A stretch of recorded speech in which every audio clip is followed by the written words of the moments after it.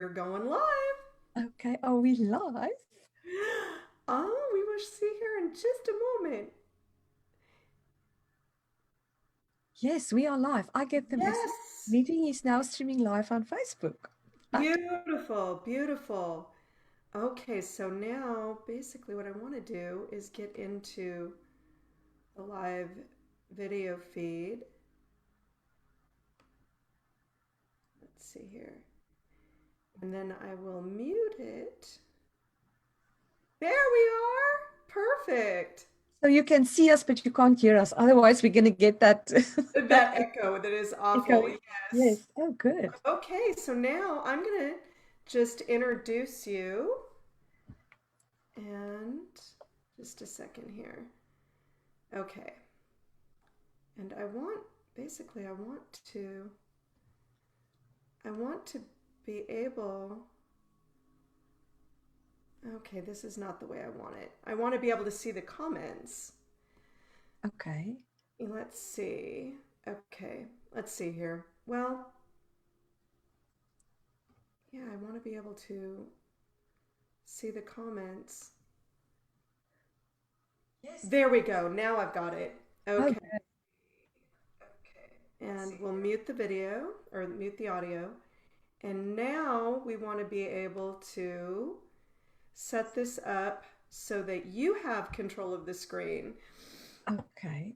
And let's see here. So, welcome, guys, to our first expert interview. And I want to introduce you to Risa Haasbroek. Am I pronouncing your last name That's correctly? perfect. That's very Oh, good. beautiful. And Risa is a life coach. And she is going to be sharing with us 5 steps to solve any problem, correct? Yes, it sounds ambitious, right? But um, I will demonstrate it with an example. And actually, it's a framework. It's more of a method to tackle a problem with, but it sounds very any problems. That is awesome. So now, before we get started, though, I just want to introduce the audience to you. Okay. So we met at the expo, at the Virtual Christian Business Expo. And when we were chatting yesterday, you were talking about how you moved to the United States just a very short while ago from South Africa. Yeah, that's right. And whereabouts in South Africa were you from? In the middle, like in the capital. So Okay. I didn't live in Cape Town. Cape Town is beautiful. I would have loved to live there. It's like California, but in South Oh, Africa. yes. But we just lived in the middle of the country, more or less Pretoria. That's the name of the capital. That's where we lived. Okay. And how was it for you when you first moved here? Was that a bit overwhelming? The hard part is, remember, we drive on the other side of the road.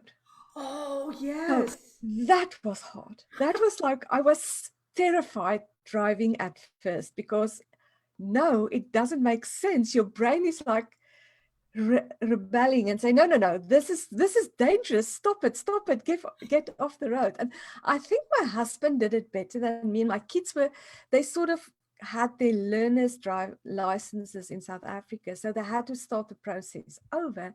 But it was Okay. fascinating to see how the younger generation, how Oh, much easier their brains adapted to yes. that switch. So that was a little bit overwhelming. Oh my gosh, it would be. It would be. Yeah, that would just, I would have to say that would have to be, other than a language barrier, would have to be the most challenging for me as well. It was for Yes, yes. But are you feeling more comfortable now? Yes, I am. I'm practicing a lot, and I drove in my nearby neighborhood for many months to get Okay. used to it, and then suddenly it's your brain clicks. Oh, I should be on the other side of the road. It's fine. I don't know what will happen if we go back and I have to switch again. Oh From my goodness. Yeah. I'm just getting used to it. Did you apply your problem solving skills to this I situation? didn't have it then. I was like, yeah, Oh, it would have been nice to have it then. No. oh my gosh. Yeah, definitely. So now how big is your family? Is it really, really big or is it kind of medium or? You have. We are here with our two kids. My daughter is 21 and my son is 23. So Okay. we were able to move as a family, which Oh, we are so good. thankful to the Lord for that happened, because it would be very hard for me if my kids were living in a different continent. Oh, yes. Oh, yes. Because So how long does it take to travel here from South Africa? we usually travel via Europe. So it's Okay. about, how much is it? 10 hours to Europe from Johannesburg and then there's a stay over of about 2 hours, and then it's 6 more hours. So Oh, it's basically a whole day. yes. Yeah, that would be tough. Well, that is a real praise God that you were able to come here together. That's As a awesome. family, yes. So, how did you become a life coach? I was always interested in human psychology, and I studied psychology at university. Uh-huh. Sorry, you would say college. That's that's just not, okay. So I studied that. I was always interested in. Okay, and then the other part is the writing part. So I went more into the writing Oh, career, but okay. the psychology was always like an interest for me. And Yes. also, I had a very bad relationship with my own mom. It was Okay. it's this it was this bitter mix of resentment and guilt. She, Yes. especially after my dad had died, that's about 15 years ago, she just Uh-huh. fell apart and she Oh. became very demanding, and she wanted me to drop everything and take care of her life because she was so overwhelmed. And Mm-hmm.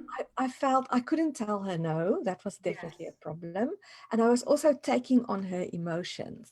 Oh, wow. Okay. And then we moved to the US and things were not really sorted out. And I was looking for answers. I felt out of integrity as a Christian Right. to have such a relationship with my own mom, who's also a believer. We have no excuses. It's like, Right. but it wasn't Right. working. And then I was looking for answers, and I came across this podcast of this woman, and she explained so well the link between your thoughts and your feelings and how you can learn to manage your feelings. Right. Listening, like binge listening to her podcasts, Right. and listen, and suddenly I decided, yes, this is what I wanted to do. And then I joined her program just as a scholar.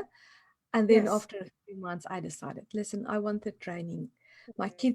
I homeschooled my kids and now they are old enough. So it's time for mom for a new career. And Yes.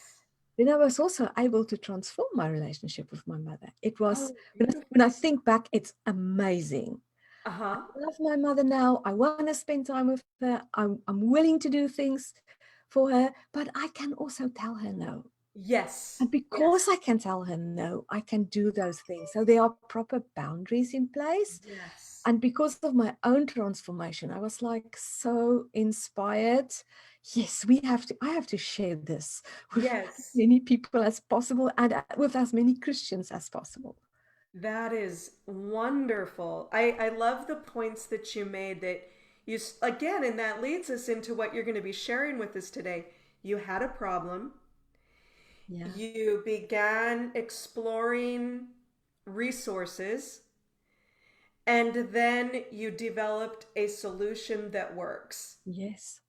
Oh my gosh. So, would you describe this as maybe your specialty as a life coach? The problem solving. Yes. No, I don't No? think so. It's more, it's the way you look at your emotions and how your Oh, emotions and your thoughts are tied together. I think okay. that's like the basic framework, but you can apply it to relationships, to Right. problem solving. So I would say that's like the deeper thing that I Okay. work on. If you wouldn't mind, and I wanted, and definitely I want to go into your presentation, but I think we do have time. Could you explore that emotions and thoughts, and how they're connected? Again, go a little deeper on that. Okay, so let's take a step back. If you Okay. think anything happening in the world, Mm-hmm. it's like a stimuli that's coming in. Let's call it that. Something happens, and Yes. there's only one way that you can detect what's happening, Okay. and that's through one of your five senses. So Okay. you have to see something, hear it, smell it, taste it, or touch it, or feel it. Okay. That's the only way that you can get the raw data of the world, to put it like that. Right.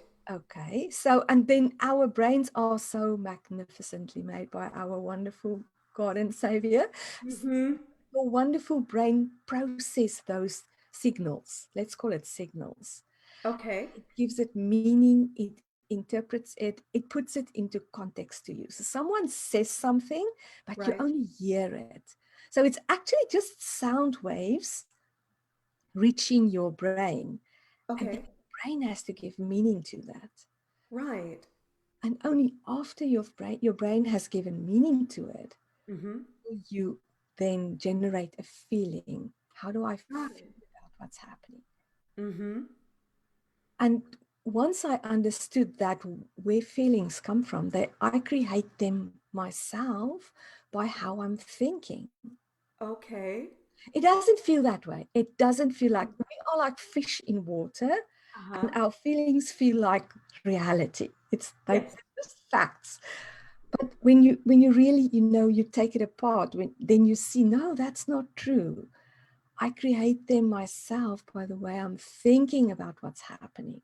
Wow. That is that is a profound transition of the way we perceive what we are experiencing. Yes.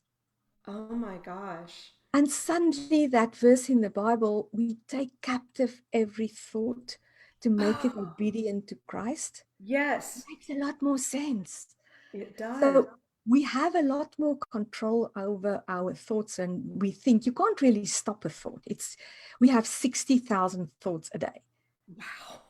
So they just come. But Right. was it Martin Luther who said that you can't stop a bird from sitting on your head, but you can stop it from building a nest in your hair? Yes.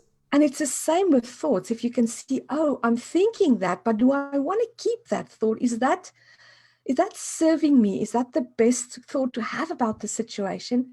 Can I take that thought captive for Christ? Right. Right. So Wow. that was the big shift for me, the new way to think about feelings. Okay. Yes. Yes. It's not, let's see, it's not that everything happens to you, it's how you respond to Yes, what is happening exactly. around you. Mhm. Awesome. And it, Awesome. it aligns wonderfully with the Bible. The Bible has been telling us that for ages, and Wow. suddenly modern psychology and modern neurology just did they start reading the Bible or something? They just got it. Oh, this is so good.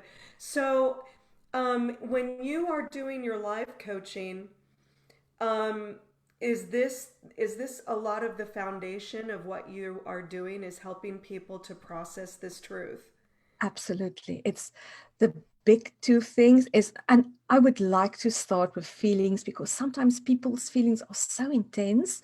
So I Yes. just teach them how to sit with feelings, how to just process them. Yes. And just because that if you think what a feeling is, it's just a sensation you have in your body.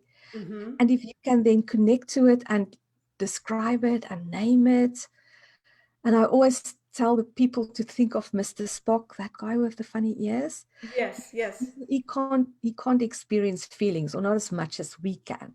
So Mm-hmm. how would you describe to Mr. Spock what you are feeling? Oh, What's the wow. sensation in your body? So that what we are trying to do is to see you are looking from yourself to yourself from the outside. So Right. it's creating a little bit of distance between you and your feelings so that Yes. you can get a handle on it.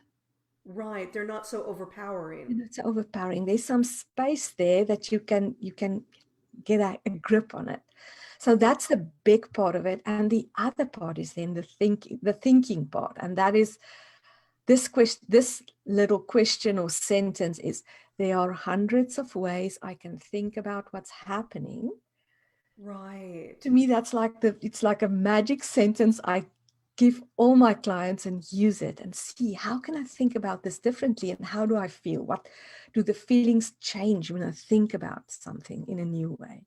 Right, right, because new information is going to provide you a fresher perspective, Yes, but we can't process that new information if we're so overwhelmed by our emotions that everything's in a fog. exactly. You can't Oh, really access your prefrontal cortex, the best part of your brain. That's like such a problem-solving machine that God gave you when you are totally overwhelmed by your feelings. But yeah. it's difficult to do, and for me, that was what made life coaching so valuable for me and made created a transformation for me, was the outside perspective. Right, Talking to someone who's not sitting with me in the muck and right. can see where I am at and ask me questions so that I can sort of get out of myself and look at myself. That's the To me, that's the big value of life coaching, is having that outside perspective from someone who's trained to ask the right sort of questions so that you can see what's happening. Yes, yes, yes. That right there is the perfect description of the value of going to a life coach and processing whatever it is that you're battling. Yes. Yes, yes. Or just need clarification on. Mm-hmm. Yeah, yeah. I love this. This is excellent, Risa. Thank you. So with that, I want to go ahead and turn this over to you Okay. to to dive into this awesome problem solving skill. Okay. It can take so much. I mean, how often we become overwhelmed with a problem, and I'm just now okay. You are the host. Okay. So can I share now? I think I'm going to share my screen just to give a Yes. little bit of a visual so that people can see what we are talking about. Okay, so my five steps to solve any problem. And like I said, it sounds very ambitious, but it's more like a framework. And some of the things that we talked about already, it will make more sense. It's the same sort of thing. Okay, so the first step is that you just make a list of everything that works. So I want to, let's see our faces again, and let me talk about this. Okay. It's so wonderful when the Lord tells us, and He tells us that over and over again, be thankful, be thankful. Yes.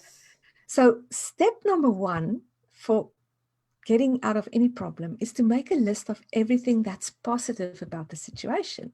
Now, it sounds like kind of corny. No, Mm. it's like, are we positive thinking here? No, we are not. It's not. It's like, I said before that we have like 60,000 thoughts a day, and Right. up to 80% of them can be negative. Mm. And that has to do with the brain's negativity bias. That's also something from neurology. And they found that when they studied the neural pathways in our brain, the negative ones are much thicker than the positive ones. Wow. And we know that when we think the way that we respond to criticism compared to compliments. Mm-hmm. And that's also why we often tell managers and parents, balance each little bit of criticism with five compliments, or three, at least three compliments. It's just Mm. to balance that out. And it it makes sense if you think about it, because it has to do with your survival. It's very important for us to see negative things. Right. And the example I always give is, if when you step out of your house and there's a snake and there's a friendly neighbor, Mm. you want to live another day. To Mm-hmm. which one should you pay attention? Oh, yeah. To the snake. Okay, but most of the time, our brains overreact to the negative things, and that makes us human. That we have a prefrontal cortex, and that we can override that negativity. Right. But you Right. can decide, I have to pay attention to the friendly neighbor as well, because I need that kind of positive interaction in my life. Mm-hmm. I looked around, there are no snakes. Okay, I can now wave at the neighbor. But your brain is constantly looking for the danger. So people, they beat themselves up sometimes that they are so negative. But when you understand this, you can stop with the negativity. Just or Right. stop beating yourself up. And it's normal. My brain has a negativity bias. There's nothing wrong with me. My Right. brain is just doing Right. its thing. And now the Lord gave us this wonderful shortcut way, be Mm-hmm. thankful. Right. So if you have an attitude of gratitude, Mm-hmm. that's a nice way to get over the snakes and start seeing the neighbors. And it helps to calm that the Immediately. fight or flight. Yeah, immediately. It Oh, calms very it good. down. Okay, Right. so that's why we have to start with whatever is working in this situation. Okay, so you think I should give an example now Yes, of, please. Yes, please. okay, so the one, I think many people can relate to this one. It's your sister-in-law. It's just a story I made up. Your Uh-huh. sister-in-law is very judging and she judges your house. She Mm-hmm. doesn't like your interior decorating style and she also thinks you're not neat enough. So Mm-hmm. that's the problem you want to solve. How can you deal with this? Right. And if we use step number one, which is make a list of everything that works, Mm-hmm. go basic. Like, at least I have a house that she can criticize. Right. Thank you for my house. Yes, thank you for my house, Lord. I have a house. And Yeah. at least my sister-in-law is visiting me and she's talking to me. There are many families that don't even talk. I have a little bit of a relationship with her, even if I don't like the way that she's interacting with me. Right. And what I have found with people, and this is like a nice tip, is if you struggle in any relationship, Yes. it will feel uncomfortable, but please go there and see if you can make a list of what you like about that person, what you Right. love about them, what you admire about them. Right. Once Remember. again, to get the flight and the fight, get just you out of that negativity. It, if you're angry at them and cross at them, you won't want to do it. Right. But make a list, force yourself, and if you can write it down, that's even better. So that's the first step. Just make a list of everything that's working. Okay, let's go back and see what. Yes. Yes. Okay, so like I said, be thankful, and the Lord tells us that. And now suddenly that also makes a lot more sense. Mm-hmm. So, like I said, she visits you. Okay, we've been through that. Yes. Now the second step is the feelings, and we talked about that already. To Mm-hmm. remind yourself that feelings are fleeting; they don't last. Right. This They too will can pass. they can feel so important and so overwhelming, but they are not. They don't give you the full picture. They're not the total truth. They're just part of the experience that you're having right now.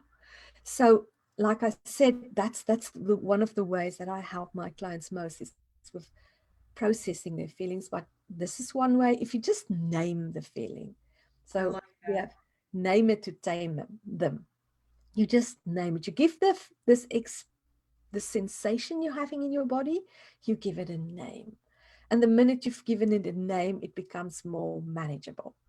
So Right. that's why we are doing that. Like I said, you remind yourself they don't last. So, for instance, you and your sister-in-law, are you feeling inferior to her? Is it inferiority that you're feeling?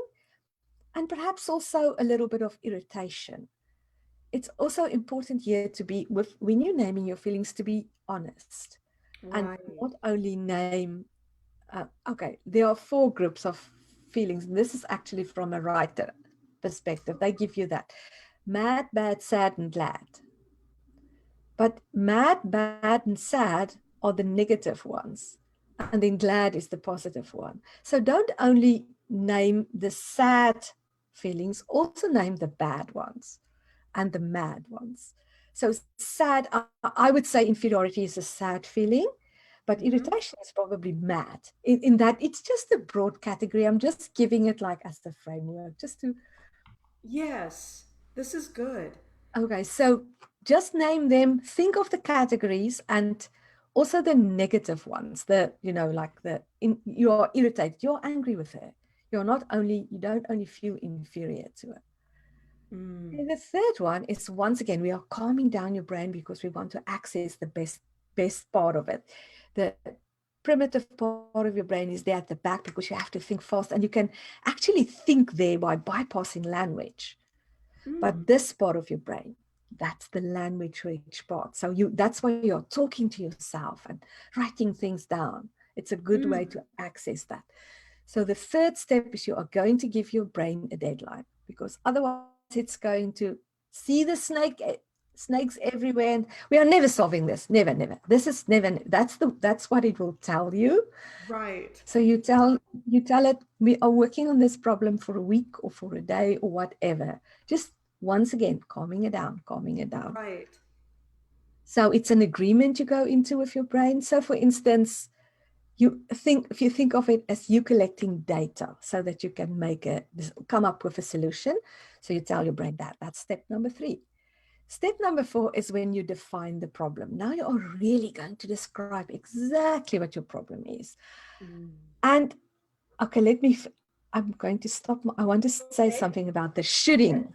Okay, Yes, the shoulds. the shoulds. Yes. There are 3 of them. Is it shoulda, coulda? I know the Shoulda, American, coulda, woulda. that's it, those Yes. 3. Okay, but it doesn't really help you to say something like, I should, because then you don't get to the bottom of the problem. Right. It's So sort of if masking. this, yeah. So if Mm. this woman, for instance, tells herself, I shouldn't feel so bad when my sister-in-law says that, I should be able to deal with this better.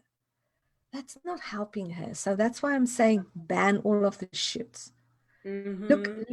I feel bad when she says that. It hurts me when she says that. Look That's the something you problem can, in the eye. yeah, Yes. that's something you Okay. can hold on to. Yeah. Let me go back to, okay, there it is, right. And I love this quote by Einstein, and I think we can listen to this guy. He said, Yes. if I had an hour to solve a problem, I'd spend 55 minutes thinking about the problem and 5 minutes thinking about the solution. So in my little process, I think you should spend most of your time to really define your problem in step 4. Really think, what is my problem here? And you are collecting data, you're getting more information about the problem. You're really figuring it out in your brain, exactly what is it that I'm struggling with. So for instance, with the sister-in-law, you can ask yourself, when does she make these kind of remarks? Is it when there are other people around? Does it bother me more when that happens? Is it only at a certain time of the year? Is it only at Thanksgiving? Is it when it's not going well in her life? So Mm. it's all this, you are really trying to understand the problem and Right. know how you feel. So you're also tapping into your feelings, and why do I get irritated with her? Why do I feel inferior? Ask yourself all these questions and gather all the data. Quick question for you on this point here. Do you think that this is probably one of the prime stumbling blocks for people? Is just not devoting enough time to actually understanding?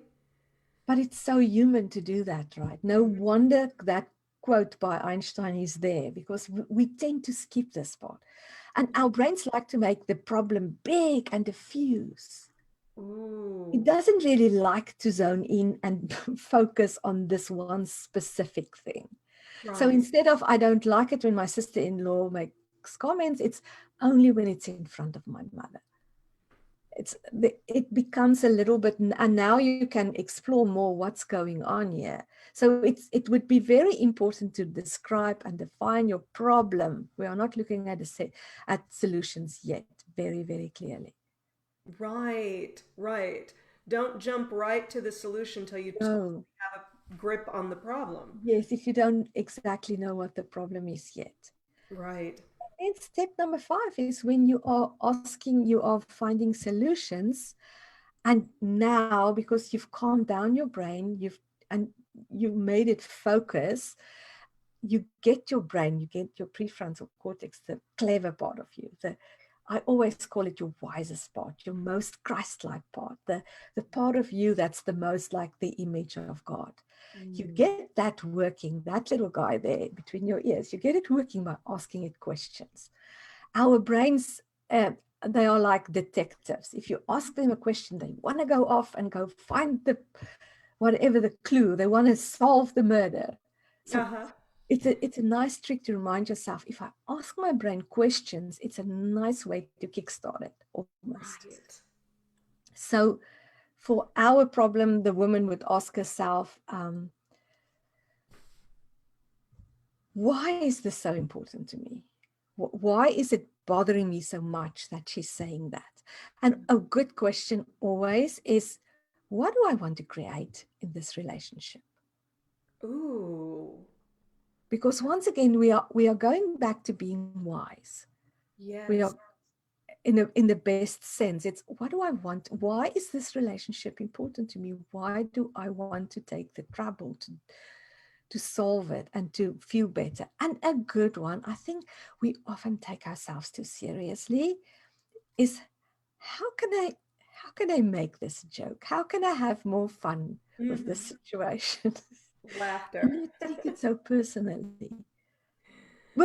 I'm not saying that you should hurt her or something. It's just in your mind, Right. thinking about this woman who's always telling me to clean my house or something. How can I make it funny? How can I make it more of a joke? Right. And I think I've shared all of my, so are there any Yes. more questions that you want to ask me? Well, I'm going to just minimize the screen here so that we can take a peek and see if anybody has posed some questions. We do have some viewers here. Let's see. Cindy's saying hi, ladies. Hi, Cindy. Hi, Cindy. And Brittany is saying hi. Hi, Brittany. Good to hear from Oh, you again. yes. And Christ-like is also Oh, saying hello. hello, Christ-like. So, does anybody have any questions for Risa? Uh, because now is the time when you can actually pick Risa's brain to go deeper. So, I want to just invite you guys to share any questions that you might have. And also, if Um, people are watching the recording later on, they are welcome to post their questions then, and I will come back, and see if I can help them. oh, excellent. Yes. So, if you watch this on the replay, don't feel like you can't ask questions. You can. You absolutely can. Because Risa will be watching for those and answering those questions. So, yes, if you're watching this on the recast, please leave your comments, leave your questions, and they will be answered. Oh, we've got one here, Brittany. This is awesome. Thank you, Brittany. I agree. I'm really enjoying this conversation. Okay, Donna, but when you wrote your book, Yes, is it From Toxic to Transform? That's the yes, title. I love yes. the title. It's like I like alliterations, and that's so is anything that I said, is that resonating with you? Did you also Oh, absolutely, absolutely. Especially when you talk about the difference between the problem-solving center of the brain versus the reactive. And that is when you are in a toxic relationship, be it, in the form of a critical sister-in-law or um relative, or in a more serious form of toxic, which is when they become very controlling and they go beyond just being feisty it's and abusive? It becomes it's abusive. abusive, exactly. It really does impact the brain, especially for a child. When a child is raised in that, Yes. they overdevelop the reactive part of the brain. Oh, there's a snake in the yard, Mhm. and they lose the development of the problem solving center of the brain. So that is one reason why these skills are so, I'm just locking in on everything, every word, because that is the basis of the book I wrote, is to help reprogram the brain to process truth and to use that God-given center of the brain to really get out of the reaction, Mm. get out of the reactive and into the responsive, I guess. Okay, can I just add there? Yes. It's Yes. important that we realize that these kind of skills to look at yourself from the outside is something that comes with maturity. It's not possible for children to do this. Right. So it's only it's like when you are a child, you are like the center of your little universe, and you think you cause everybody's emotions. And Right. that's why children often, when parents get divorced, they will think it's their fault because they can't see that the world is a lot more complex than they thought.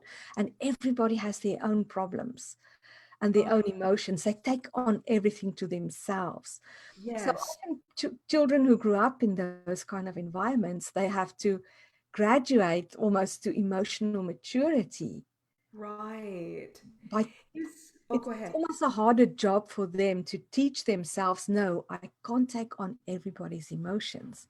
Right. Right. Is there a way that we can work with our children? I'm thinking of the young parents right now that have young children. How can we help them learn these problem solving skills early? Okay, I'm so glad you asked this question. This is like one of my favorite topics Good. because I work with a lot of homeschooling moms. And then what they do, they take on their children's achievements and make it mean something about them. And usually, make it the non-achievements, make it mean something about them. So you as the adult, it's very Mhm. important that you separate your feelings from your child's. So Ah, don't look to your child, whatever they're doing, to make you feel good about yourself. Your emotions are your responsibility. yes. And the best way to do that is to decide beforehand, this is how I want to show up as a parent. So for instance, I want to be patient. No matter how my child responds or reacts, I am going to be patient. But Yes. my child's emotion and their reaction and their frustration is theirs. I'm not making that mean something about me. Oh, I love that. So I'm getting my value and my self-worth by the way I'm thinking about myself. Now that we understand that we create our own emotions, you Yes. can create by the way you think about yourself and by the way you take care of yourself, feel worthy, even if your child is a late bloomer. Right. They walked late, or they started to read late, or whatever. I see that especially with homeschooling. Oh, So you compare and despair your children, and you use your children to make you feel good about yourself, and that is unfair to them. So that would be a very, very good start to allow them to have their own feelings so that they don't have to take care of yours. right. Yes. Respecting their sovereignty. Yes, almost. Yes. Yes. Yes. And understanding that what you are experiencing is not what they are experiencing. Yes. And that when they might struggle or achieve in a certain area, that is their success or their battle. Yes. You're simply there to guide them So in the your success is if you told yourself, I'll be patient love it. and define it. What do you mean by being patient? For instance, I will read aloud to my child for an hour every day. You decided that. And when you show up and do that, you can pat yourself on the shoulder. I did it. Yes. Now, please, we are humans. We fail, we falter, we make mistakes. Yeah. Don't beat yourself up when you don't. It's just always just come back to your standard and try again tomorrow. I love it. This is so good. I'm going to take a quick check, see if we've got any other questions. Oh, here we go. Cindy, if you have someone that continually criticizes or makes you feel inadequate, is it okay to just walk away for the sake of your own soul? Yeah, I think that's perfect. It's like I have a whole webinar on how to deal with criticism. The problem with criticism is at some level, when it gets to you, at some level, you believe that person.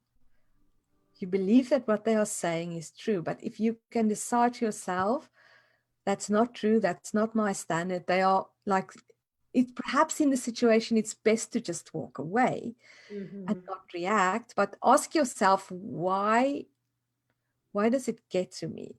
And it's a funny, I have this in this webinar that I have, it's funny little advice. I ask people to agree with what someone is saying. When someone says, I don't like your blonde hair, for instance, and you would go like, I get that. Many people don't like my blonde hair. You immediately diffuse it. It's like, it's a technique that they often teach teenagers to deal with bullying. You just keep on agreeing with the person, with the actual facts, the actual thing that they are saying, but you are not agreeing in your heart. Right. You know your blonde hair suits you. You look beautiful with it. What's their problem? Right. But it's like, oh, I get it. Not everybody likes my blonde hair. You know, if you can just accept and go like that. And the other thing that you can do is ask them questions. Why don't you like it? And then it's like, I had this mean teacher who had blonde hair, so it has nothing to do with me. Right. And when you ask them to verbalize why they are criticizing you, suddenly they can hear themselves and hear how absurd it is what they are saying. And that helps to improve the communication. But it's only if you are feeling, Cindy, so if you are not feeling calm and you need that space, walk away. This is when you are feeling calm and you can do these kind of techniques. Right. It reminds me of that scripture in the Bible that says, agree quickly with your opponent. And because it does act as a diffusing mechanism, because they want to draw you into that conflict. Let's see, what is Cindy? Cindy says yes, and if you choose to not agree, then they become angry, so it just fuels the fire. Yes. It's not that it bothers me. I just don't want to be caught up in the negative and narcissistic connotations. Exactly. Yeah. Yeah, this is good. I like that. I like that. Yeah, you know, you're entitled to your opinion on that. Sure. Yeah. Exactly. Tell them. Or even but it's also you are accepting yourself that you are fallible and you make mistakes. It's like, this doesn't taste well. I'm not a good cook. You're right. You know, it's like, yeah, I said you're not a good cook. Yeah, you're right. We already agreed on that. We established that. I'm not, it sort of takes the wind out of their sails. Yeah, yeah. Yeah, definitely, definitely. I love it because again, they don't have anything that they can grab onto anymore. They're you're just like, okay. I sometimes I think of a room that's soundproof, and the sound is just going nowhere. And this agreeing technique it's like you said, there's nothing to grab onto. If you can just keep on agreeing with what they are saying. Yes, I made a mess of that. You're right. Yeah. I should have done that better. Yeah. Well, now what do I do? And it leaves them going, okay. Oh, this is awesome. Well, guys, I would just want to taking the wind out of their sails. I like that. Well, okay, so can I quickly, I have a workbook. Yes. Do you want the summary now? No. Okay, so I have a workbook that you can work through these 5 steps if you want to. So that's where you can download it. This is excellent. So does everybody make sure that you write this down, because I think this is something that everyone can benefit from. Yeah. Yes. And we can also post it in the comments. I can, comment and give the link if people are interested. Oh, perfect. So risaforcoaching.com /solve. There you go. I love it. I love it. Risa, this has been absolutely awesome. And again, just as a reminder, if you're watching the replay, please go ahead and comment. Please go ahead and share this video so that others can benefit from this amazing discussion and skill building from Risa. I've so enjoyed this, Risa. Thank you So have so I. Thank you much. so much for having me and listening patiently to all my stories. Thank you. Oh, I loved everything you had to share. This was absolutely dynamic. So, thank you so much. And we will be seeing each other on Facebook, right? God bless and have a wonderful rest of your day. Bye. Bye bye.